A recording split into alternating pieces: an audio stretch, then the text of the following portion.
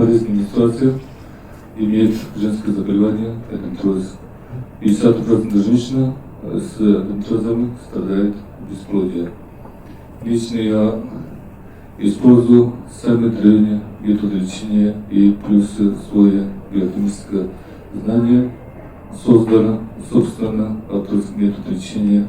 Благодаря этому на свет появилось более 2000 новых жизней. То есть у меня наличие более 2000 фото с детьми, которые родились после моего лечения.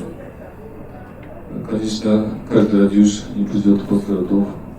На самом деле, по моему счету, в каждом поле 5000 детей. Очень много женской болезни препятствует женщине забеременеть. На самом деле, это и есть женское бесплодие. Если вы лечите эти сложные заболевания, почему женщина не должна забеременеть? Так ли? Спасибо.